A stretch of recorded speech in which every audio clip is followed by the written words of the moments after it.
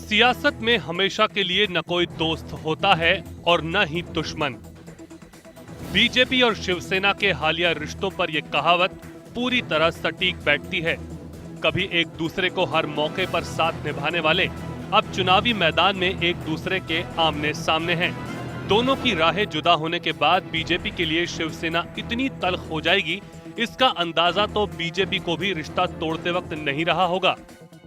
BJP के दूसरे नेता हों या फिर खुद प्रधानमंत्री नरेंद्र मोदी, भले ही सभी बाल ठाकरे पर सम्मान दिखा रहे हैं, लेकिन बीजेपी के लिए शिवसेना की कड़वाहट लगातार बढ़ती जा रही है। कभी शिवसेना बीजेपी पर शिवाजी के नाम का इस्तेमाल करने का आरोप लगाती है, तो कभी मोदी की लहर पर निशाना। शिवसेना हर रोज नए नए जुमले बीजेपी पर इस्तेमाल कर रही है। अब शिवसेना ने बीजेपी की जिससे तुलना की है, इसकी उम्मीद तो बीजेपी ने भी नहीं की होगी। उद्धव ठाकरे ने मुगल बादशाह औरंगजेब के सेनापति रहे अफजल खान से मोदी की तुलना कर दी है। वही अफजल खान जिसने शिवाजी के राज्य पर हमला किया था। सवाल उठता है कि सियासत में दोस्ती की मिसाल बनाने वाली शिवसेना बीजेपी पर इतनी हमलावर आखिर क्यों है? शिवसेना ने अफजल खान से क्यों की मोदी की तुलना? शिवसेना क्यों कर रही बीजेपी पर हमले? शिवसेना नहीं चाहती बीजेपी से फिर दोस्ती। सेना का अफजल बाण। नमस्कार, जिया न्यूज के इस खास कार्यक्रम राज चक्र में आपका स्वागत है। मैं हूं आपके साथ लवी गुंबर। आज अपने खास मेहमानों के साथ चर्चा करेंगे बीजेपी पर शिवसेना के लगातार हो रहे हमलों की। जी हां, महाराष्ट्र 25 सालों तक दोस्ती का रिश्ता निभाने के बाद बीजेपी और शिवसेना चुनाव में एक दूसरे के आमने सामने हैं। बीजेपी अपने चुनाव अभियान के तहत कांग्रेस और एनसीपी पर ही जमकर हमले कर रही है और पुराने साथी रहे शिवसेना पर कोई हमला नहीं कर रही, तो वहीं शिवसेना बीजेपी पर भी निशाना साधने का कोई मौका नहीं छोड़ रही है और उस पर विश्वासघात का आरोप भी लगा रही है। प्रधानमंत्री मोदी भले ही बाल ठाकरे के सम्मान का हवाला देकर शिवसेना पर कुछ भी बोलने से इनकार कर रहे हों, लेकिन शिवसेना पर इसका कोई असर पड़ता नहीं दिख रहा। पार्टी अध्यक्ष उद्धव ठाकरे पर ने अब प्रधानमंत्री मोदी के साथ साथ बीजेपी पर अब तक का सबसे बड़ा हमला बोला है और वीर शिवाजी पर हमला करने वाले मुगल सेनापति अफजल खान से तुलना कर रही है। राजचक्र में आज हम इसी विषय पर चर्चा करेंगे। इसमें हिस्सा लेने के लिए हमारे साथ वरिष्ठ पत्रकार अमिताभ श्रीवास्तव जी मौजूद हैं, बीजेपी नेता गोपाल कृष्ण अग्रवाल जी हमारे साथ मौजूद हैं, कांग्रेस नेता देवेंद्र पटेल जी भी हमारे साथ मौजूद हैं मुंबई से, और शिवसेना नेता बाबूराव माने भी हमारे साथ जुड़ेंगे। साथ ही नागपुर से हमारे साथ हैं हमारे प्रधान संपादक एसएन विनोद जी भी। तो चलिए शुरुआत करते हैं राजचक्र के आज के सफर की। सेना का अफजल बाण। कारण आता संपूर्ण केंद्रीय मंत्रिमंडळ इकडे उतरले, जणू काय अफजल खानाची फौज उतरले महाराष्ट्र जिंकायला।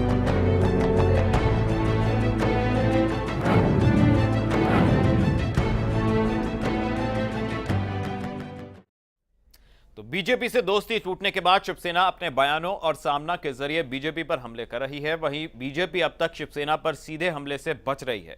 अब महाराष्ट्र में चुनावी रैली के दौरान शिवसेना अध्यक्ष उद्धव ठाकरे ने बीजेपी और प्रधानमंत्री पर तीखा वार करते हुए कब कब क्या क्या कहा, आइए देख लेते हैं एक रिपोर्ट के जरिए।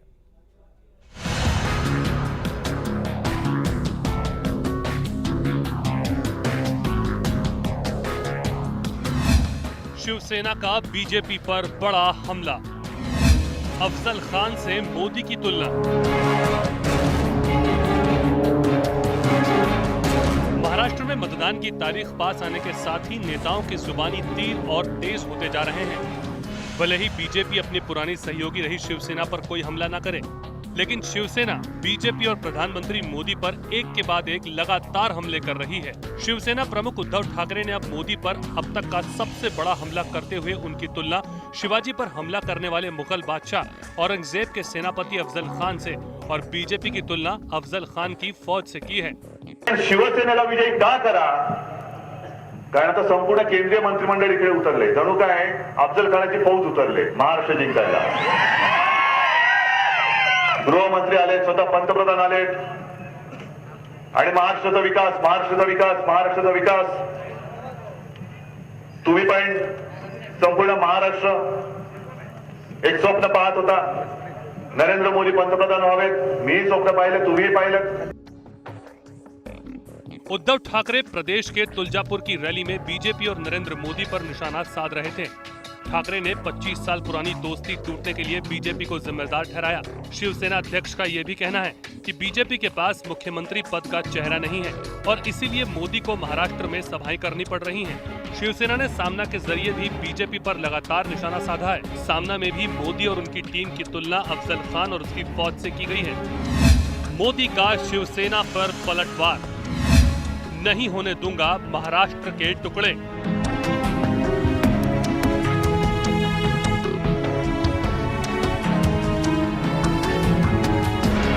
प्रधानमंत्री नरेंद्र मोदी ने बाल ठाकरे के सम्मान का हवाला देते हुए शिवसेना पर कुछ न बोलने का ऐलान किया था, लेकिन शिवसेना के बार बार हमले करने के बाद अब मोदी भी शिवसेना पर अपनी चुप्पी तोड़ते दिखाई दे रहे हैं। मोदी ने एक चुनावी रैली में शिवसेना का नाम लिए बिना इशारों में उस पर हमला बोल दिया। एक नया जुट चालू किया है, कहते हैं महाराष्ट्र के टुकड़े होने वाले हैं। इस देश में कोई ऐसा पैदा हुआ है जो छत्रपति शिवाजी महाराज की इस भूमि के टुकड़े कर पाए?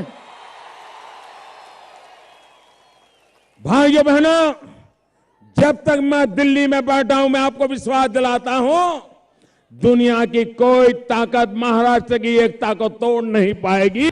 बीजेपी से याराना टूटने के बाद शिवसेना लगातार बीजेपी पर हमलावर है और पार्टी अध्यक्ष उद्धव ठाकरे एक के बाद एक लगातार बयान दे रहे हैं। लेकिन जिस तरह से उन्होंने मोदी की तुलना अफजल खान से की है, उससे चुनाव बाद शिवसेना और बीजेपी के बीच गठबंधन की कोशिशों को झटका जरूर लगता नजर आ रहा है।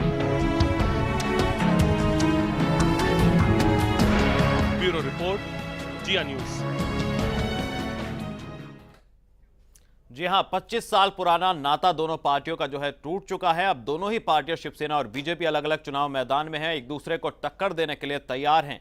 लेकिन एक तरफ बीजेपी शिवसेना को लेकर खामोश है, शांत है, लेकिन शिवसेना लगातार हमले कर रही है, जुबानी हमले किए जा रहे हैं उद्धव ठाकरे की ओर से बीजेपी को लेकर, प्रधानमंत्री नरेंद्र मोदी को लेकर। और आज सबसे बड़ा हमला किया है उद्धव ठाकरे ने, नरेंद्र मोदी को लेकर एक बाण छोड़ा है। क्या इसके मायने हैं? क्या फासले जो हैं दोनों पार्टियों के बहुत ज्यादा बढ़ चुके हैं?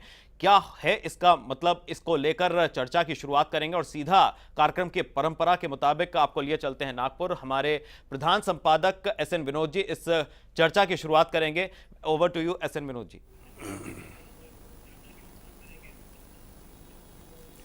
जी हाँ, आज महाराष्ट्र में जो चुनावी जंग का जो रूप देखा गया, इतनी कड़वाहट देखी गई, इतनी आक्रामकता देखी गई, शायद पिछले दिनों अभी नहीं देखा गया। दो बड़ी घटनाएं आज हुई।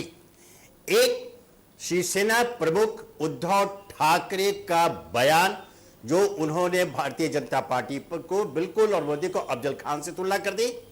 और दूसरा, आज नागपुर की सभा में मोदी का पलटवार, उनका यह कहना कि दुनिया में कोई ऐसी ताकत नहीं है और जब तक मैं दिल्ली में मौजूद हूं जो महाराष्ट्र के टुकड़े कर दे। यह बहुत ही महत्वपूर्ण है, क्योंकि जिस धरती पर, नागपुर की जिस धरती पर उन्होंने यह घोषणा की है, वहां से पृथक विदर्भ राज्य की मांग जोर पकड़ रही है, आंदोलन तेज है। और यही नहीं, भारतीय जनता पार्टी का स्थानीय नेता पृथक विदर्भ के समर्थन में आवाज उठाते रहे। इस पर हम आगे बढ़ेंगे, लेकिन फिलहाल सबसे महत्वपूर्ण बात अफजल खान से तुलना है। जैसा कि आपने देखा, रिपोर्ट देखी, यह सचमुच आश्चर्यजनक है कि दिन प्रतिदिन उद्धव ठाकरे की आक्रामकता बढ़ती जा रही है।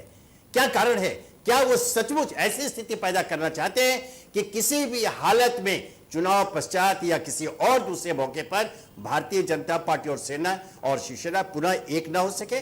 जबकि कयास यह लगाया जा रहा है राजनीतिक पंडितों के बीच कि अगर किसी को भी अगर सीटों की कमी हो गई, पूर्ण बहुमत नहीं मिलता है, तो विचारधारा के आधार पर जो पुराना 25 साल का गठबंधन था, वो फिर से उसको पुनर्जीवित किया सके। यह अत्यंत ही महत्वपूर्ण है। आखिर ऐसा क्या है, अब हम जानना चाहेंगे। हमारे साथ हम सीधे सबसे पहले चलेंगे भारतीय जनता पार्टी के जो हमारे नेता हैं गोपाल कृष्ण अग्रवाल जी। सीधे पहले उनसे पूछें गोपाल कृष्ण जी, यह जो उद्धव ठाकरे ने आपकी तुलना अफजल खान से कर दी, कहने की आवश्यकता, अर्थात आपको पूर्णतः विश्वासघाती बनाया। इतिहास गवाह है कि किस प्रकार अफजल खान, जो मुगल बादशाह औरंगजेब के सेनापति थे, उन्होंने उस क्षेत्र पर आक्रमण किया था और धोखे से शिवाजी का प्राण लेना चाहते थे, लेकिन चतुर छत्रपति शिवाजी ने ऐसा वार किया कि नहीं समाप्त कर। यह स्थिति है। ऐसे में जब वो वार हो रहा है तो आप क्या समझते हैं कि अस्थायी रूप से शिवसेना के साथ आपका गठबंधन टूट चुका है? देखिए, अस्थायी रूप से तो नहीं, ये गठबंधन जो टूटा है भाजपा, गोपाल जी, हाँ, भाजपा कभी भी नहीं चाहती थी कि ये गठबंधन टूटे, लेकिन शिवसेना ने ऐसी परिस्थिति उत्पन्न की कि वह इस गठबंधन को नहीं चला सकते थे। सब तरीके से नेगोशिएशन किया और जब ये गठबंधन टूटा उसके बाद भारतीय जनता पार्टी ने कम समय के अंदर भी इतनी तेजी से प्रचार किया और जिस तरह से अब रिस्पांस आ रहा है महाराष्ट्र में, वहाँ पे मोदी जी की रैलीज को देखिए या जिस तरह से सारी जो ग्राउंड रियलिटी सर्वेज आ रहे हैं, उस तरह से यह स्पष्ट होता जा रहा है कि वहाँ पे बदलाव की जो लहर है, उसमें बदलाव की लहर केवल कांग्रेस और एनसीपी के खिलाफ ही नहीं है, बल्कि भारतीय जनता पार्टी जो केंद्र में देश में जो जनता ने उसको जिताया है, वही महाराष्ट्र में उसी का राज्य सत्ता में लोग चाहते हैं। तो इसको यह केवल लोग ही नहीं समझ गए, मीडिया ही नहीं समझ गए, लेकिन शिवसेना के भी ध्यान में ये बात आ गई है और अब वो जो इस तरह के बयान दे रहे हैं वह उनकी अपनी छोटी मानसिकता और फ्रस्ट्रेशन का ही माना जा सकता है। यह जो विचार है उनका, यह इसी तरह की बात है। अगर आप ध्यान में रखें तो पिछले 1000 साल के इतिहास में अगर हम देखेंगे कि भारतीय जनता पार्टी जिस विचारधारा को लेकर चलती है उसमें शिवाजी का महत्व सबसे अधिक है। अगर भारतीय जनता पार्टी इस 1000 साल के इतिहास में किसी को राष्ट्र पुरुष के रूप में मानती है, जिसके ऊपर पूरे अपने उसके विचारों को लेके आगे चलती है, वह शिवाजी महाराज थे। उनको बहुत इज्जत और सम्मान के साथ देखते हैं और अफजल खां को हम ही क्या, पूरा देश जानता है। गोपाल जी, आप इस बात को स्वीकार करेंगे कि शिवशाही का घोष वाक्य शिवसेना का है और शिवशाही को सामने रख करके ही बाला साहब ठाकरे ने शिवसेना की स्थापना की थी और उसी मूल मंत्र के साथ वो आगे बढ़ रहे हैं। बिल्कुल, यह बात हमें इतिहास में देखना भी पड़ेगा कि पहले शिवसेना का उदय क्या हुआ। वह महाराष्ट्र और मराठी मानुस और शिवशाही की बात करते थे। जैसे जैसे वह भारतीय जनता पार्टी के साथ संबंध में आए तो उन्होंने पूरे राष्ट्र की बात शुरू की और यह भारतीय जनता पार्टी का ही साथ था जो उन्होंने उसको उस बात से ऊपर उठा के राष्ट्र के हित में सोचने की बात की। तो यह जो उनकी संकीर्णता थी वह उसको उठा के उभार के भारतीय जनता पार्टी लाई, लेकिन वह जो मानसिकता है उनकी संकीर्णता की, वह उन्होंने फिर दिखाई है। भारतीय जनता पार्टी अभी भी बड़े भाई की तरह एक राष्ट्रहित की बातें कर रही है। शिवाजी को हम महान मानते हैं, लेकिन वह महाराष्ट्र का नेता या प्रतिनिधित्व नहीं बनाते। उन्होंने पूरे देश में मुगलों के आतंक को खत्म किया था, एक छत्र राज्य की स्थापना की थी। तो यह बात को वह समझना चाहिए। इस इतिहास के परिप्रेक्ष्य में अफजल खां गद्दार था, वह शिवाजी के साथ धोखा करना चाहता था। तो यह बात को समझ के, यह बात इतिहास का, और वही तो आश्चर्य गोपाल जी कि आज उद्धव ठाकरे आपको सीधे अफजल खां अर्थात गद्दार बता रहे हैं। तो यही तो बहस का मुद्दा है। यही तो उद्धव खां सीधे आपको अफजल खां अर्थात आपको गद्दार बता रहे हैं। तो यह शिवसेना की अपनी मानसिकता और छोटी सोच और उनकी फ्रस्ट्रेशन स्पष्ट दिख रहा है इसमें। अगर मोदी जी इतना विशाल हृदय से बात कर सकते हैं, शिवसेना की तुच्छ मानसिकता है। मान गया गोपाल जी, आपके पास मैं फिर आऊंगा, आपके साथ बहुत बात करनी है। आज के नागपुर की सभा के विषय में बात करनी है, विदर्भ के विषय में बात करनी है, स्थानीय नेताओं के। लेकिन फिलहाल हम चलते हैं, कांग्रेस के नेता हमारे साथ मौजूद है, उनके पास पटेल साहब, अभी आप तो थोड़ा प्रसन्न होंगे कि यह जो भारतीय जनता पार्टी शिवसेना के बीच जो तीखी जंग चल रही है, उस बीच में अभी तक जो अब संकेत मिलने शुरू हुए हैं महाराष्ट्र में, आपकी स्थिति जो बिल्कुल आप हाशिए पर चले गए थे, धीरे धीरे उसमें सुधार आ रहा है। और अब जो लड़ाई जो है भारतीय जनता पार्टी शिवसेना के बीच, अफजल खां, औरंगजेब, गद्दार, सब तरह की बातें आ रही है। मराठी मारूस की बातें आ रही हैं, अब विदर्भ की बातें आ रही है, महाराष्ट्र को टुकड़े नहीं करने की बात आ रही है। इस बीच में आप क्या समझते हैं कि कांग्रेस की क्या भूमिका होनी चाहिए और आप अपने लिए इस 2014 के चुनाव में कैसी संभावनाएं देख रहे हैं?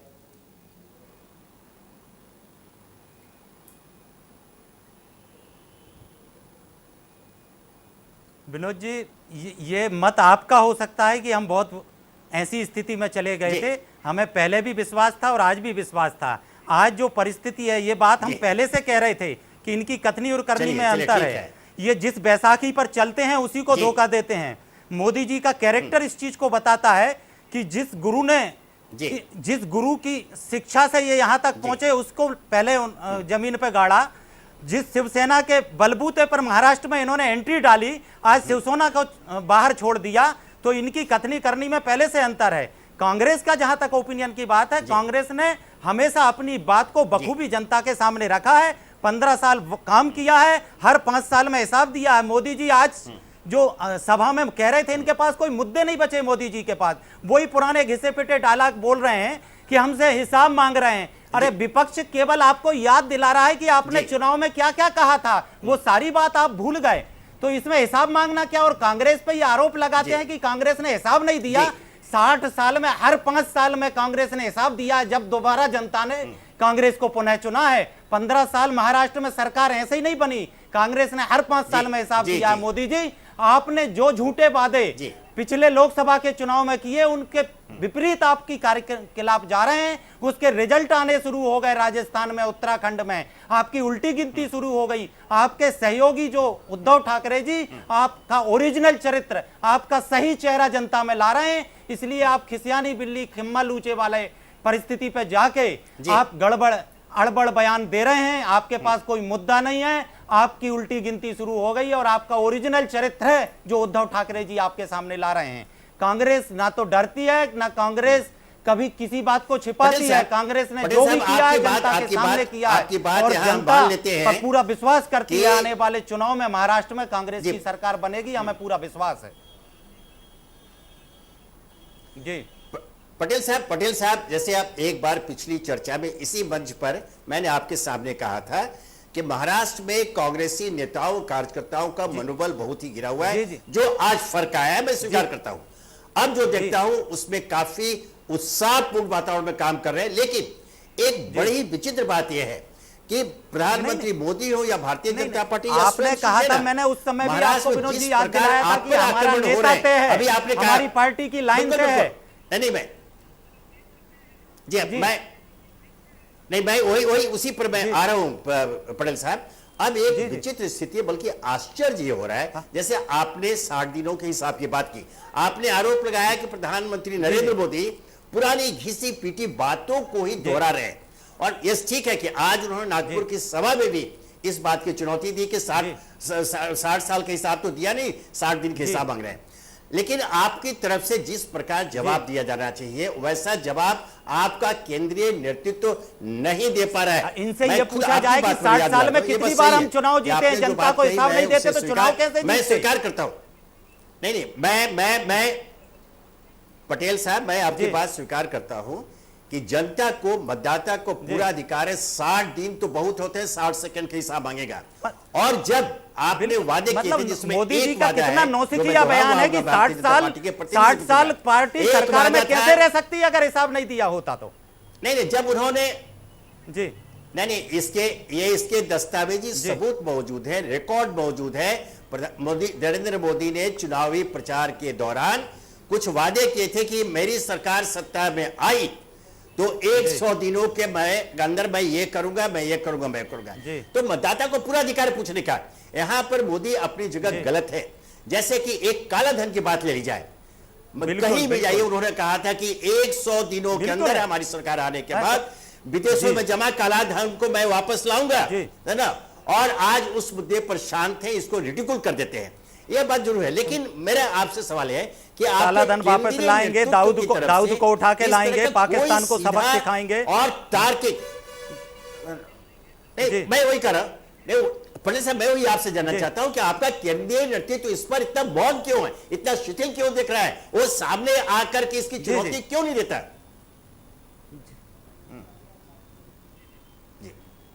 नहीं, राज्य सरकार, राज्यों के चुनाव पहले भी हुए हैं विधानसभा में, ये कोई आम चुनाव या लोकसभा का चुनाव नहीं है। कांग्रेस की रीति नीति रही है, कांग्रेस हमेशा राज्य के चुनाव राज्य के मुद्दों से लड़ती है, और राज्य में 15 साल हमारी सरकार रही है, वहां हमने काम किए हैं, वहां के मुद्दों पे हमारे स्थानीय नेता चुनाव लड़ रहे हैं, और जितनी सभा लेना चाहिए जो हम हर समय हर राज्य में लेते थे, हमारा केंद्रीय नेतृत्व तो उतनी सभाएं लेगा। मोदी जी की तरह नहीं, इनके पास नेता नहीं है, इनको प्रदेश में मुख्यमंत्री का चेहरा नहीं है, फिर वही मुख्यमंत्री मोदी जी का चेहरा दिखा के ये जनता को गुमराह करके वोट लेना चाहते हैं, वो अब नहीं चलेगा। कांग्रेस की आइडियोलॉजी बिल्कुल स्पष्ट है। कांग्रेस का हाईकमान जो है वो एक निश्चित रैलियां करता है स्टेट में, विधानसभा के चुनाव में, और हम राज्य के चुनाव राज्य के मुद्दों से लड़ते हैं। हमारा नेता डिक्लेयर है, मुख्यमंत्री डिक्लेयर है, राज्य के मुद्दे डिक्लेयर हैं, उन पर हम चुनाव लड़ रहे हैं, और महाराष्ट्र की जनता पे हम पूरा विश्वास करते हैं। पटेल साहब, आपने मुद्दे की बात कही, तो मैं आपसे एक सीधा प्रश्न मैं पूछता हूं। आपने राज्य के मुद्दे की बात कही, और चूंकि आज प्रधानमंत्री मोदी ने उस मुद्दे का स्पर्श किया है, उन्होंने कहा है कि दुनिया की कोई भी ताकत महाराष्ट्र के टुकड़े नहीं कर सकती।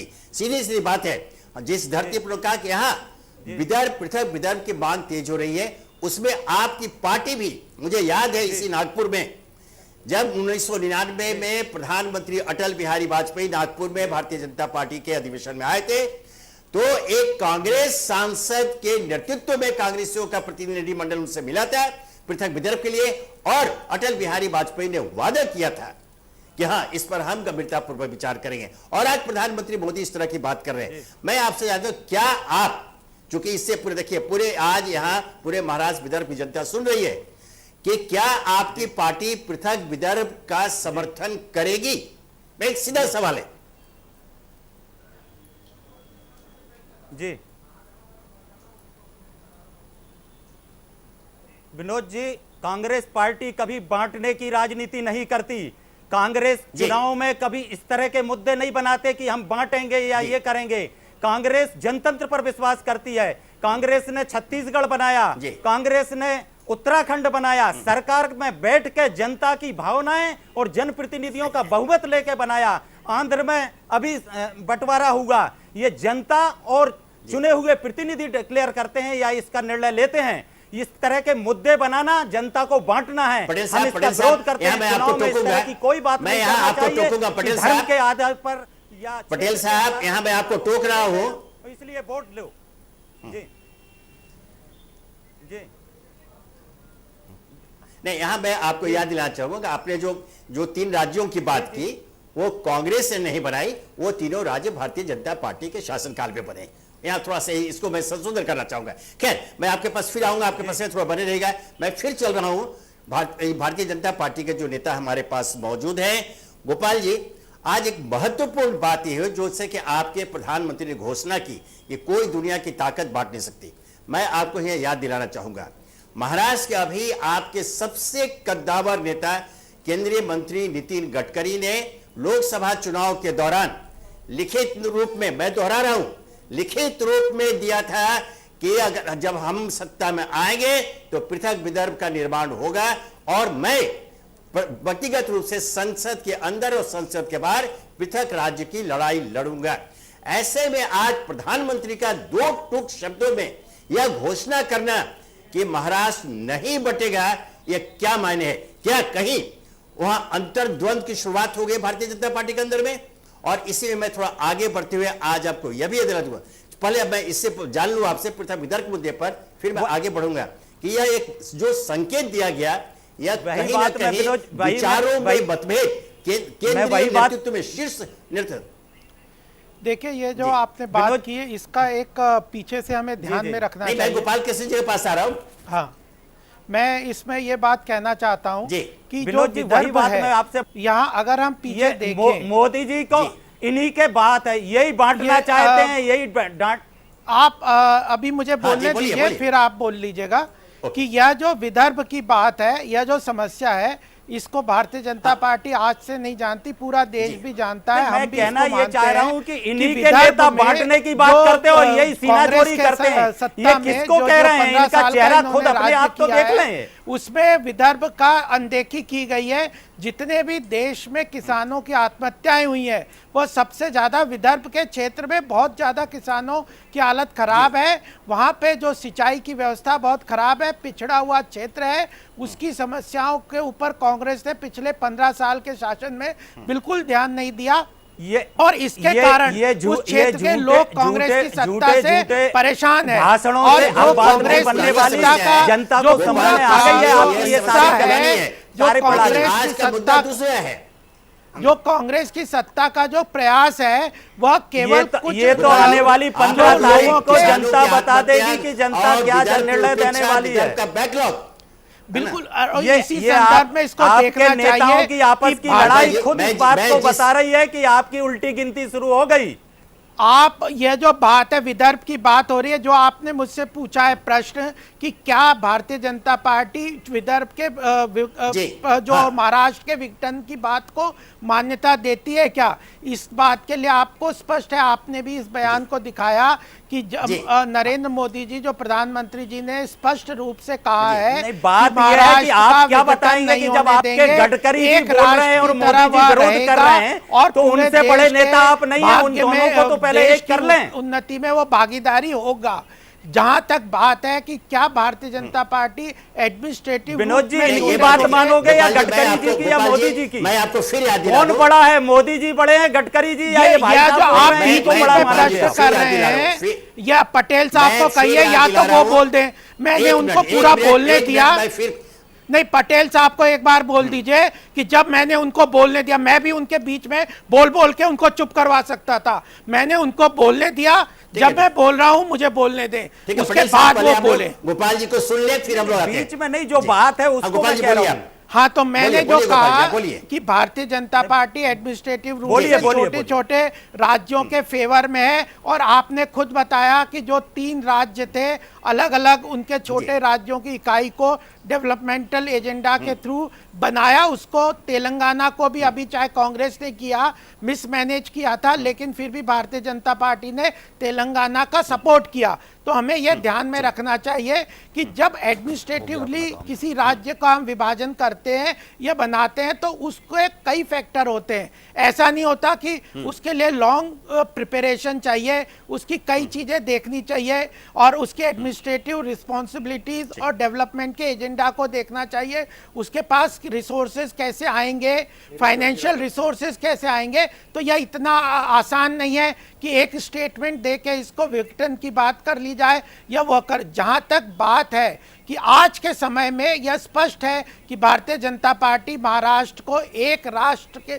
एक राज्य के रूप में देखती है और उसको कभी भी विघटन के अभी करने के लिए नहीं उस चीज को मानती है। और ये बात है कि जो विदर्भ की अनदेखी हुई है, उसकी तरफ रिसोर्सेज को बहुत ज्यादा ध्यान में दिया जाएगा, चाहे वह इरिगेशन की बात हो, किसानों की आत्महत्या की बात हो, इकोनॉमिक डेवलपमेंट की बात हो, और या अगर नितिन गडकरी जी को भी देखा जाए तो वह नागपुर से विदर्भ क्षेत्र के ही है। तो वह अपने आप में बहुत महत्वपूर्ण इस बात को लेके आएंगे कि जो विदर्भ क्षेत्र को अनदेखी की गई है उसको और जो विकास की पूरी विकास के तरफ जोड़ा जाए। और यहाँ तक जो पीछे देखा जाए, जो आज के समय में जो जनता कांग्रेस के खिलाफ है वो क्यों है? मैं थोड़ा आपको यहाँ बता देना चाहूंगा। हाँ बताएं। नहीं, वो बात पीछे, अभी जिस मुद्दे पर चर्चा कर रहे हैं गोपाल जी, मैं आपको बता दूं, मैं आपकी बात का समर्थन करता हूं कि भारतीय जनता पार्टी ने जो विदर्भ की उपेक्षा की बात की, किसानों की आत्महत्या करते, सिंचाई की जो बात की, बैकलॉग की बात की, ये सारी बातें आपको मेरे शब्द पे गंभीर आपत्ति है। और 1995 में जब शिवसेना और भारतीय आपकी पार्टी की सरकार यहां बनी थी, उसके पहले भी भारतीय जनता पार्टी ने घोषणा की थी पृथक विदर्भ राज्य के निर्माण के पक्ष में। लेकिन जब सरकार बनी, जब उनको याद दिलाया गया तो आपकी पार्टी की ओर से यह कहा गया कि चूंकि हमारे जो बड़ा भाई जो शिवसेना, वो तैयार नहीं है, चूंकि उनका एक स्टैंड था कि नहीं बटेगा, वो तैयार नहीं, इसलिए अभी हम कुछ नहीं कर पा रहे। और शिवसेना ने वही बातें कही थी, बाल ठाकरे स्वयं यहां नागपुर में आकर घोषणा कर गए थे कि हम 2 साल के अंदर में विदर्भ की जो अनदेखी हुई है उसे दूर करके विदर्भ को इतना विकास करेंगे कि लोग पृथक राज्य की मांग को छोड़ देंगे। आज आप उस बात को दोहराए जो शिवसेना ने की थी कि हम सिंचाई पर ध्यान देंगे, किसानों की आत्महत्या पर ध्यान देंगे, हम यहाँ के विकास पर ध्यान देंगे, यहाँ के बैकलॉग पर ध्यान देंगे। ये शिवसेना ने कही थी। आपकी ओर से यह कहा जाता था कि पृथक विदर्भ राज्य बनेगा, और आज जब आप शिवसेना से अलग हो गए पृथक, तो विदर्भ के निवासी विदर्भ वासियों को यह आशा हुई थी, जैसे आप दावा कर रहे हैं कि आपकी सरकार बनने वाली है पूर्ण बहुमत के साथ, तो विदर्भ वासियों को यह आशा बंधी है कि जो पुराने वादे और नए वादे दोनों, सिवाय आज प्रधानमंत्री नरेंद्र मोदी की घोषणा को छोड़कर कि पृथक विदर्भ बनेगा, ऐसे में विदर्भवासी ठगा हुआ महसूस कर रहे हैं आज नरेंद्र मोदी की घोषणा के बाद। नहीं, अभी आपके पास फिर आएगा, आप मेरे साथ अभी जुड़ गए हैं शिवसेना नेता माने जी, बाबूराव माने जी। हाँ, नहीं, मैं आपके पास आता हूं गोपाल जी, फिर आपके पास आऊंगा, और हमारे साथ बड़ी पत्रकार भी जुड़े हुए हैं, उनके पास में आऊंगा, लेकिन माने जी आए हैं। माने जी, आज जो जिस प्रकार से आपकी ओर से आक्रमण किया गया भारतीय जनता पार्टी की ओर से, पर बिल्कुल अफजल खान से तुलना कर दी गई पूरे के पूरे मेरे भारतीय जनता पार्टी को। अफजल खान कौन थे, इतिहास सबको मालूम है, किस प्रकार वो उनके एक दगाबाज के रूप में जाना जाता है, एक गद्दार के रूप में, तो उनसे जो तुलना की, तो ऐसा लगता है कि अब आपके बीच और भारतीय जनता पार्टी के बीच, चूंकि भारतीय जनता पार्टी की ओर से स्वयं प्रधानमंत्री नरेंद्र मोदी घोषणा कर चुके हैं कि हम शिवसेना पर कभी कोई वार नहीं करेंगे, तो ऐसा संकेत मिला था कि शायद आपके बीच फिर कोई सुलह हो जाए और आप दोनों एक मंच पर आ जाए। लेकिन जिस प्रकार से आक्रमण आपकी ओर से बीजेपी पर हो रहे हैं उससे कुछ ऐसा दिखाई नहीं दे रहा है।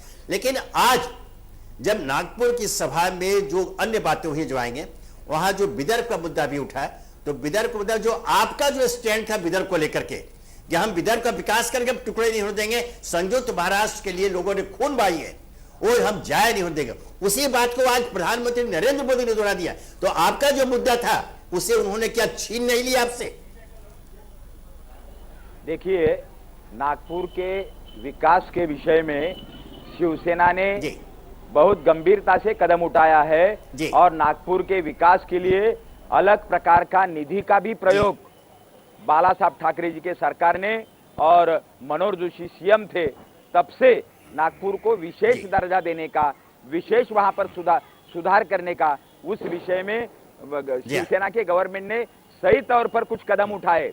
अभी नागपुर का विभाजन करके महाराष्ट्र से नागपुर तोड़ने का जो प्रयास कुछ लोग कर रहे हैं उसको शिवसेना पार्टी कड़ा विरोध करेगी। महाराष्ट्र के कोई भी प्रकार के टुकड़े हम होने नहीं देंगे।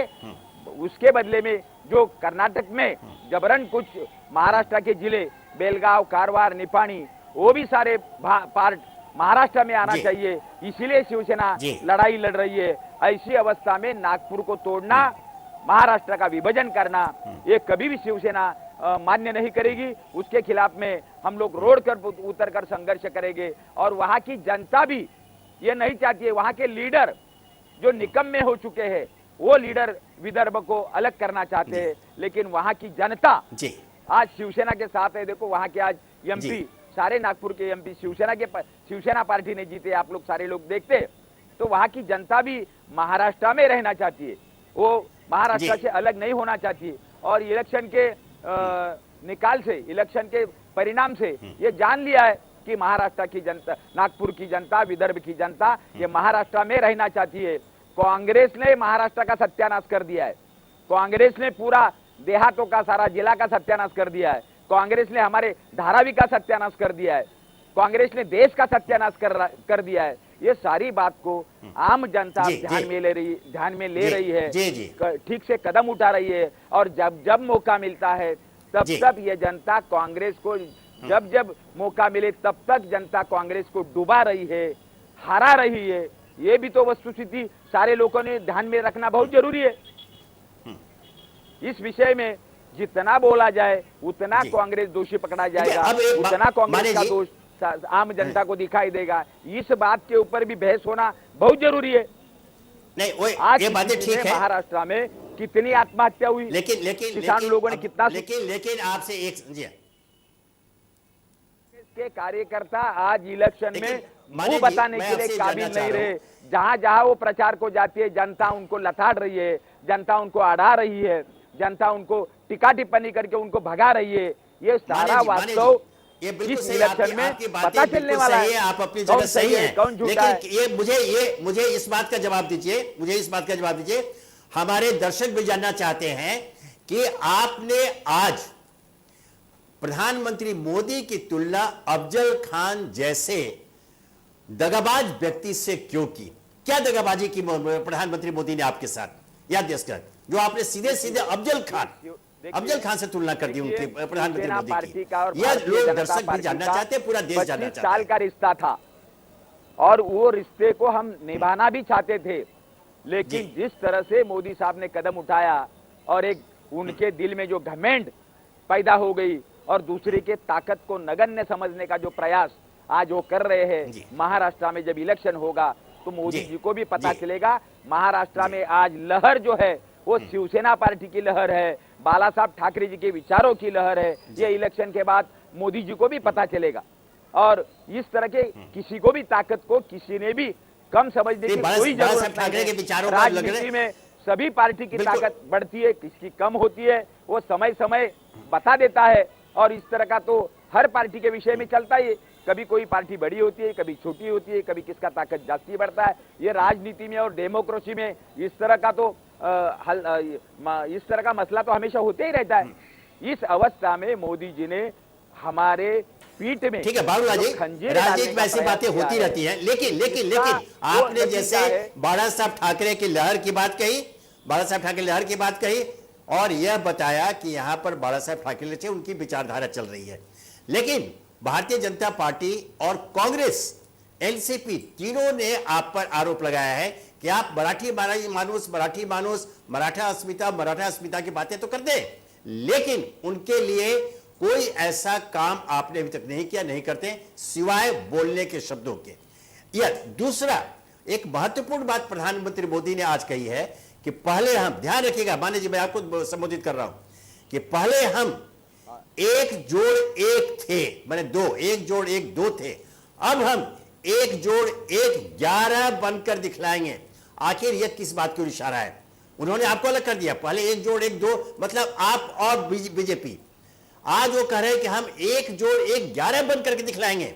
आखिर यह किस बात की इशारा है? क्या महाराष्ट्र में कोई एक नया प्रयोग होने जा रहा है? इस तरह का प्रयोग तो अभी नहीं होने जा रहा है, इस तरह का कोई प्रयोग नहीं। और महाराष्ट्र में आज देखा जाए तो शिवसेना पार्टी की भी एक ताकत है, शिवसेना पार्टी भी एक विचारधारा है, शिवसेना एक संस्कृति है, एक विचारधारा है और इसके कारण यहाँ पर अभी शिवसेना को इतने दिनों में 40 साल के राजनीति में जिन्होंने शिवसेना पार्टी को चुनौती दी है उनको शिवसेना पार्टी ने उखाड़ कर फेंक दिया है। ये इतिहास महाराष्ट्र का देखा जाए तो आप लोगों को ये महसूस होगा कि जिन पार्टियों ने शिवसेना को चुनौती दी उसका हिसाब शिवसेना पार्टी ने कभी हमेशा किया है। देखो 1975 में जब परेल में लोकसभा विधानसभा का इलेक्शन हो गया था तब शिवसेना पार्टी के खिलाफ में 9 पार्टियां खड़ी थी और शिवसेना अकेली लड़ रही थी।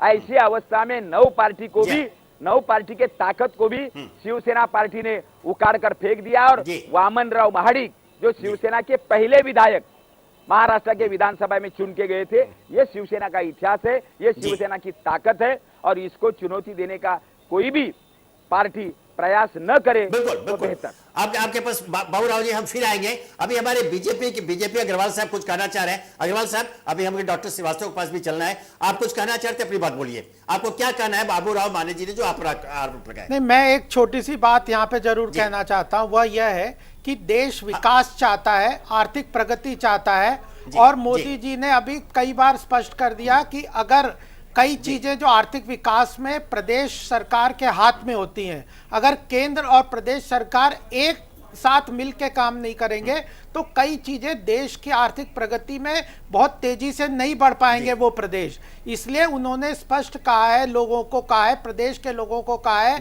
कि आप लोग जो प्रदेश में भी भारतीय जनता पार्टी की सरकार को बनाए, तब आप आर्थिक प्रगति की तरफ, जो देश तेजी से बढ़ने की तरफ बढ़ रहा है, उसमें आप भी भागीदारी बहुत ज्यादा तेजी से होंगे।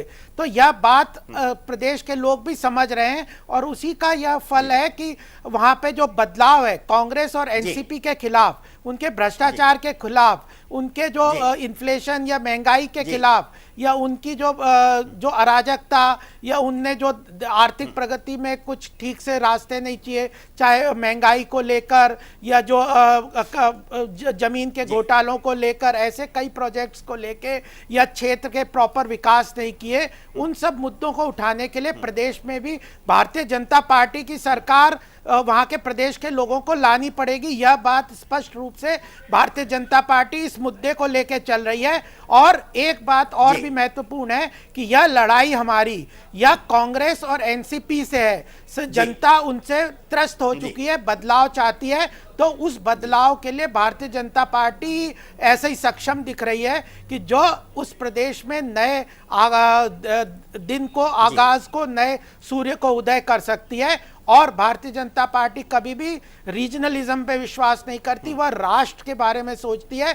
शिवसेना की तरह महाराष्ट्र प्रदेश के लिए छोटी तुच्छ राजनीति नहीं करेगी, वह राष्ट्र के हित के साथ प्रदेश के हित को जोड़ेगी। इस बात को लेकर हम चलने वाले हैं। यह बात जनता अच्छी तरह समझ रही है। इसी कारण वहां पे बहुत तेजी से जहां जहां भी रैली हो रही है भारतीय जनता पार्टी की, जनता उसको सर आंखों पे उठा के भारतीय जनता पार्टी की तरफ आगे बढ़ रही है। यही बात फ्रस्ट्रेशन शिवसेना के अंदर भी दिखाई दे रहा है, कांग्रेस के अंदर भी दिखाई दे रहा है। गोपाल जी आपके पास फिर आएंगे, आप हमारे साथ फिर आएंगे। अभी हमारे साथ मौजूद हैं डॉक्टर अमिताभ श्रीवास्तव, वरिष्ठ पत्रकार है। अमिताभ जी, आपको बहुत देर प्रतीक्षा करने पे, लेकिन आपने पूरा सुन लिया सर पार्टियों के विचार, और मैं यही चाहता था कि आप सबों के विचार सुनने के बाद अंतिम से आपकी राय में लूं।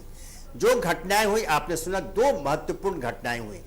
एक तो शिवसेना के उद्धव ठाकरे की ओर से मोदी की तुलना अफजल खान के साथ करना और यह घोषणा करना कि मैं अफजली सेना का सफाया कर दूंगा। दूसरा, जिस विदर्भ के मुद्दे की बात यहां उठी और जिस प्रकार दो टूक शब्दों में प्रधानमंत्री नरेंद्र मोदी ने इनकार किया किसी तरह के बंटवारे का, उसमें एक महत्वपूर्ण बात जो मैंने कही कि उनके कद्दावर नेता नितिन गडकरी चुनाव के पूर्व, लोकसभा चुनाव के पूर्व, ये पृथक विदर्भ राज्य के पक्ष में अपनी घोषणा कर चुके थे लिखित रूप में। वो यहां पर घुमाया भी जा रहा है, जो विदर्भवासी हैं, जो आंदोलनरत जो नेता है, वो उस पत्र को बार बार सबको दिखा भी रहे। और एक बहुत ही माने उल्लेखनीय बल्कि चिंतनीय बात आज हुई नागपुर में नरेंद्र मोदी की सभा। मैं आपको बता दूं, अभी तक उस पर चर्चा नहीं हुई। प्रधानमंत्री नरेंद्र, ये नागपुर विदर्भ का जो ऐसे तो ऑफिशियली महाराष्ट्र की उप राजधानी है और विदर्भ की राजधानी के रूप में जानी जाती है। यहां पर नेतृत्व नितिन गडकरी का है, निर्विवाद रूप से यहां के नेता नितिन गडकरी हैं। मैं आपको याद दिला दूं, पिछले विधानसभा चुनाव में विदर्भ से 19 विधायक भारतीय जनता पार्टी के चुने गए थे, जिसका पूरा श्रेय नितिन गडकरी को दिया गया था। जबकि अगर तुलना करें, आज मुंडे के बीड़ निर्वाचन क्षेत्र में प्रधानमंत्री ने जाकर यहां तक कह दिया कि अगर मुंडे होते तो उन्हें आने की आवश्यकता नहीं पड़ती, उनको जननायक बताया। लेकिन आपके संदर्भ के लिए मैं उल्लेख करना चाहता हूं कि उस समय उनके निर्वाचन उस क्षेत्र में जहां पर उनके पास टिकट दिया गया, मुंडे का प्रभाव था, सिर्फ एक सीट जीत करके मुंडे ले आए थे, वह भी अपनी बेटी पंकजा मुंडे के लिए, सिर्फ एक सीट। 19 सीट नितिन गडकरी ने यहां खिलाया था। आज जो बैठक सभा हुई नरेंद्र मोदी की, उन्होंने दो नाम लिए अपने नेताओं के, देवेंद्र फडणवीस प्रदेश अध्यक्ष और वो भी नागपुर के हैं, दूसरा हंसराज अहिर जो सांसद है, जिन्होंने कोल गेट का खुलासा किया था और कहा कि ये दो रत्न है। उन्होंने नितिन गडकरी का उल्लेख तक नहीं किया। यह महत्वपूर्ण है इसका। और जो विदर्भ वाली बात जो टुकड़े में, तो ये जैसे मैंने इशारे किया, लगता है कहीं नहीं कि पार्टी के अंदर में शीर्ष नेतृत्व में मतभेद पैदा हो गए हैं। और ये आपको बता दूं, क्या सभा के बाद यहाँ के जो नागपुरवासी है, विदर्भवासी है, उन्होंने इसे बहुत गंभीरता से लिया है, क्योंकि यहाँ के भारतीय जनता पार्टी के लिए भी निर्विवाद रूप से नितिन गडकरी एकमात्र नेता हैं जो यहां पर विजय दिला सकते हैं। जैसे मैंने उदाहरण दिया, जो मुंडे को जितनी प्रशंसा की नरेंद्र मोदी ने, क्षमा करेंगे आज वो दिवंगत है, लेकिन यहाँ चूंकि हम तथ्य को रख रहे हैं सामने, वो सिर्फ एक सीट जितवा सके थे सिर्फ अपनी बेटी का, बाकी सारी सीटों पर हार हुई थी, जबकि 19 सीटों पर नितिन गडकरी ने पिछले चुनाव में भारतीय जनता पार्टी के उम्मीदवारों को जीते। तो आपको क्या लगता है कि ये चुनाव के साथ साथ और जैसे जैसे दिन बीतते जा रहे हैं, केंद्र में भारतीय जनता पार्टी की सत्ता की शीर्ष केंद्रीय नेतृत्व में मतभेद उभरते जा रहे हैं और इसके परिणाम क्या होंगे, शायद आप कुछ इशारा कर सके डॉक्टर श्रीवास्तव। मैं आपकी अधिकतर बातों से सहमत हूँ। देखिए, आप इस बात को अच्छी तरह से जानते हैं कि अभी तक बाल ठाकरे की साहब जब जीवित थे उस समय तक शिवशाही और हिंदुत्व समानार्थी माने जाते थे। दूसरी तरफ यह भी सही है कि इन चुनावों में मोदी का जब व्यक्तित्व, मोदी की जब एंट्री होती है महाराष्ट्र चुनावों में, तो उनके व्यक्तित्व के सामने उद्धव ठाकरे या बाकी जो भी ब्रिगेड है वो कहीं नजर नहीं आती। तो अगर मोदी अगर हाजिर वहां रहते हैं तो कोई टिप्पणी उनका वो शिवसेना पर अटैक करें या ना करें, उनका अपना व्यक्तित्व इन पर भारी पड़ रहा था। ऐसी स्थिति में अब शिवशाही के सहारे मोदी का जो छवि है उसको तोड़ने की कोशिश है, या कहिए जो परोक्ष रूप से जो हिंदुत्व भाजपा प्रस्तुत कर रही है, सॉफ्ट हिंदुत्व मोदी के नाम पर, उससे लड़ने की कोशिश की जा रही है और ये क्लेम किया जा रहा है कि इस पर अब मेरा हक है। एक दूसरी चीज मैं ये कहूँगा कि अगर जो बयान है, इन सारी चीज़ों के बावजूद भी मुझे लगता है कि कहीं ना कहीं शिवसेना ने अपने लिए रास्ते पूरी तरह से बंद नहीं किए हैं। आप आज जो बयान जारी हुआ है उसको जरा शब्दशः देखिए। उन्होंने अफजल खान की जो तुलना की वो वहां पर लाते लाते वो बच गए और उन्होंने अफजल खान की जहां बात की वहां पर उन्होंने भाजपा का नाम लिया, मोदी का नाम नहीं लिया। ब्रिगेड की जहां बात की, कैबिनेट जिसमें आप नितिन गडकरी और बाकी सारे लोगों का नाम जोड़ सकते हैं, ब्रिगेड की बात की तो वहां पर वो अफजल खान की उनसे तुलना कर रहे हैं, कैबिनेट की तुलना कर रहे हैं। लेकिन जहां बात आई अफजल खान की तुलना करने के लिए, वहां पे वो अफजल खान को समानार्थी बता रहे भाजपा के, मोदी को बचाते हुए। यानी एक दरवाजा शिवसेना अभी भी खुला रखना चाह रही है, ये मेरा आकलन है। तीसरी बात ये कह रही, बात सही है कि मोदी ने या उद्धव ठाकरे ने एक बड़ा दांव चलते हुए एक बड़ा मुद्दा निश्चित रूप से विदर्भ का छीन लिया, क्योंकि विदर्भ किसानों की आत्महत्या और तमाम सालों, और ये केवल किसानों की आत्महत्या नहीं, भाजपा का अपने आप एक बड़ा मुद्दा रहा है कि वो छोटे राज्यों की समर्थक रही है। जब भी बात होती रही है विदर्भ में किसानों की आत्महत्या से लेकर जो भी, तो देश भर में भाजपा का एक हमेशा से कहना रहा कि शिवसेना की वजह से वो संकोच में रहती थी और ये माना ये भी जा रहा था कि शिवसेना और भाजपा में अलगाव होगा तो हो सकता है विदर्भ की किस्मत बदल जाए।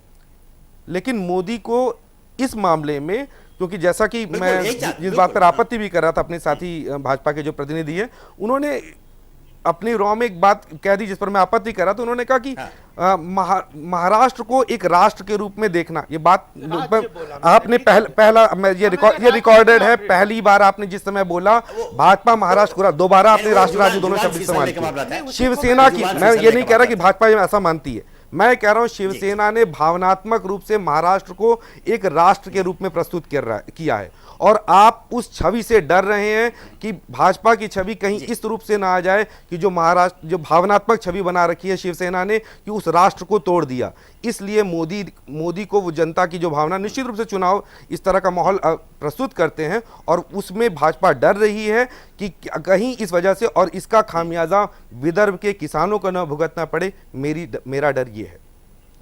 मैं इसमें एक ही बात स्पष्ट जरूर करना चाहूंगा कि भारतीय जनता पार्टी कभी भी राज्य को भारत राष्ट्र से ऊपर, मैंने भाजपा पर नहीं कहा, लेकिन मैं ये कह रहा हूं कि आपने जिस तरह का, शिवसेना ने हमेशा महाराष्ट्र को भावनात्मक रूप से, अलग रूप से नहीं, प्रारंभ में तो हमेशा महाराष्ट्र को वो राष्ट्र के रूप में कहती रही, बाद में जब वो भाजपा के साथ है, जैसा आपने कहा, उन्होंने अपना रुख जो है थोड़ा सॉफ्ट किया। श्रीवास्तव जी, आपने एक मेरा जो मूल सवाल आपसे था उसमें एक अनुत्तरित रह गया, वो भारतीय जनता पार्टी के शीर्ष नेतृत्व में कहीं न कहीं टकराव की स्थिति पैदा हुई, जो निश्चित रूप से नितिन गडकरी, बिल्कुल नितिन गडकरी, ऐसा लगता है जी, आपके मैं प्रश्न का जवाब देना चाहूंगा। निश्चित रूप से नितिन गडकरी जी की संघ के सबसे करीबी लोगों में से उनकी एक छवि, देखिए ये अभी बहुत सारी चीजें पर्दे के पीछे हैं। ऐसा भी हो सकता है, अक्सर इस तरह की जो चीजें होती हैं, एक दरवाजा जितना भी युद्ध हो, एक दरवाजा हमेशा खुला रखा जाता है। 1 और 1 11 की बात हो रही है। शिवसेना की इस समय सारी नाराजगी कहीं ना कहीं से कैबिनेट में यानी महाराष्ट्र के स्थानीय नेताओं पे, यानी लड़ाई वो ये कह के प्रस्तुत करेंगे हमारी लड़ाई महाराष्ट्र के स्थानीय नेताओं में से थी, ना कि मोदी जी से, जैसा कि वो अपने साक्षात्कारों में कह भी चुके हैं अनेक बार। तो मुझे लगता है कि ये सोची समझी स्ट्रेटजी भी हो सकती है कि अभी स्थानीय मुद्दों में रहने दिया जाए निश्चित रूप से। और दूसरी बात, ये बात तो मानी हुई है कि जो भी व्यक्ति संघ से ज्यादा करीबी होगा उससे शायद दिल से मोदी के रिश्ते उतने ज्यादा न जुड़ पाए। तो कहीं ना कहीं हल्की फुल्की बात तो है ही, लेकिन ये कोई विस्फोटक रूप अभी हाल फिलहाल नजर आ रहा है, मुझे ऐसा नहीं नजर आ रहा। जैसा कि यह माना जा रहा है, जैसा कि शिवसेना के साथ जो गठबंधन टूटा, तो उसके अन्य कारणों में एक कारण यह विश्लेषक बताते रहे हैं कि चूंकि उद्धव ठाकरे ने आरंभ में ही मोदी का विरोध किया था प्रधानमंत्री के रूप में, उन्होंने सुषमा स्वराज का नाम आगे किया था और उन्होंने यह कहा था कि महाराष्ट्र में कोई मोदी लहर नहीं है, सिर्फ बाल ठाकरे लहर है। इससे भी शायद मोदी आहत हुए थे। उसी प्रकार मैं आपको बता दूं, पिछले लोकसभा चुनाव के दौरान जैसे नागपुर की बात आई,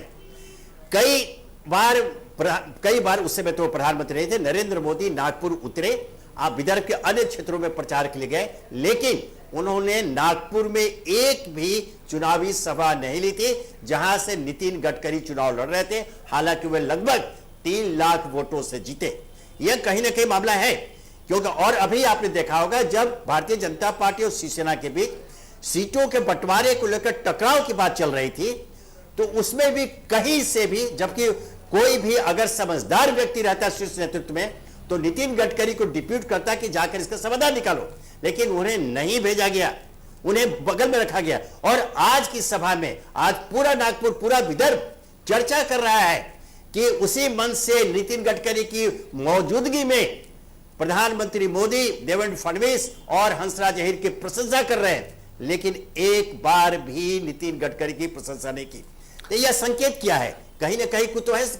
नहीं, आप बिल्कुल सही कह रहे हैं, लेकिन मेरा कहने का मतलब है, देखिए इस समय संघ और मोदी के संबंध बहुत अच्छे चल रहे हैं। पहली बार आपने देखा कि दूरदर्शन में प्रसारण करवाया गया, अपने ट्वीट पे उनका लिंक जारी किया जा रहा है। नितिन गडकरी के नाम को लेकर के अंदर खाने बात अलग भी चल रही है, लेकिन वो जानते हैं कि सीधे सीधे अगर वो मोर्चा खोलते हैं तो संघ से उनके संबंध कटु हो सकते हैं। इसलिए महाराष्ट्र के चुनाव में लेकर कुछ सीटों को लेकर के, और अभी हाल फिलहाल नितिन गडकरी मोदी जी के लिए चुनौती सीधी बनते नहीं नजर आ रहे। अभी हाल फिलहाल ये चीज जरूर होता है कि अक्सर अभी मुझे जो नजर आ रहा है कि अभी हो सकता है कि ये सोची समझी भाजपा की रणनीति हो कि शिवसेना की सारी जो आग उगल रही है वो कहा जाए कि वो महाराष्ट्र के स्थानीय नेताओं पर के खिलाफ थी। नितिन गडकरी और भाजपा के स्थानीय नेता पूरी ऊर्जा के साथ शिवसेना का विरोध करें, शिवसेना भाजपा का विरोध करे और एक रास्ता खुला रहने दिया जाए जो चुनाव के बाद। देखिए आप भी जानते हैं ये मोटे तौर पे लड़ाई कहीं ना कहीं छोटे भाई बड़े भाई की थी। किसी भी किस्म पे भाजपा ये नहीं चाहती थी कि उद्धव ठाकरे इस गठबंधन का नेतृत्व करें। तो ये इन सारी चीजों में निश्चित रूप से मैं ये कह सकता हूं कि आप बिल्कुल सही कह रहे हैं कि दिल के अंदर कहीं ना कहीं वो मन से उनको ना मान रहे हो नितिन गडकरी, लेकिन मेरा केवल आकलन ये है कि नितिन गडकरी को लेके हाल फिलहाल वो संघ से सीधा युद्ध मोड़ लेने नहीं जा रहे। मेरा आकलन केवल इतना।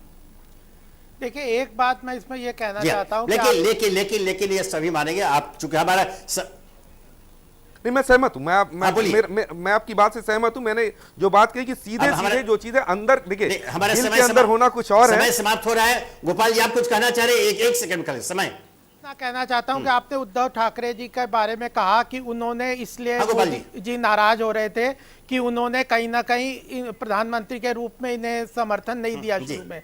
तो मैं ये बताना चाह रहा हूं कि उद्धव जी ने पहले मोदी जी को अपील ही की थी कि बाल ठाकरे जी ने आपको उस वक्त जब गुजरात के चीफ मिनिस्टर की बात आ रही थी तब बाल ठाकरे जी ने ही आपको समर्थन दिया। तो यह बातें इतिहास में कितना आप पीछे जाएंगे, जब चलती है बातें तो कई चीजें आती है। यह इस तरह से बचाव किया था जब उस समय लोग खिलाफ थे, जब स्वयं प्रधानमंत्री, उस समय स्वयं प्रधानमंत्री अटल बिहारी वाजपेयी चाहते थे कि नरेंद्र मोदी मुख्यमंत्री पद से इस्तीफा दे, तब उनका बचाव बाला साहब ठाकरे ने किया। वो इतिहास की बातें हैं, अब चूंकि हमारा समय समाप्त हो गया है। लेकिन आज की चर्चा महत्वपूर्ण जो विषय है कि भविष्य के गर्भ में भारतीय जनता पार्टी को लेकर उनके खाते में बहुत सारे जो सवाल हैं, उनका इशारा आज यहां विदर्भ में प्रधानमंत्री नरेंद्र मोदी के भाषणों से हुआ। और जो तत्काल जो यहां मतदाता की भी जो भ्रम की स्थिति पैदा हो गई है, वह यह है कि जो नरेंद्र मोदी ने घोषणा कर दी कि महाराष्ट्र के टुकड़े नहीं होंगे, जो शिवसेना कहती आई थी, ध्यान रहे यह स्टैंड शिवसेना का है, और आज प्रधानमंत्री नरेंद्र मोदी ने उस पर मुहर लगा दिया। स्थानीय नेताओं की इच्छा, और इच्छा ही नहीं, उनके वादों के बिल्कुल विपरीत, तो इसका असर कहीं ना कहीं मतदान पर भी पड़ेगा ही। बहरहाल आज की चर्चा में यहां समाप्त करते हैं। अब जितने हमारे अतिथि हमारे, अब डॉक्टर श्रीवास्तव, गोपाल कृष्ण अग्रवाल जी, देवेंद्र पटेल जी, बाबूराव बाने जी, आप सबों का बहुत बहुत आभार कि आपने इस चर्चा में भाग लिया। कल हम फिर हाजिर होंगे राज चक्र में एक नए विषय के साथ। तब तक के लिए मुझे आज्ञा दीजिए। नमस्कार, धन्यवाद।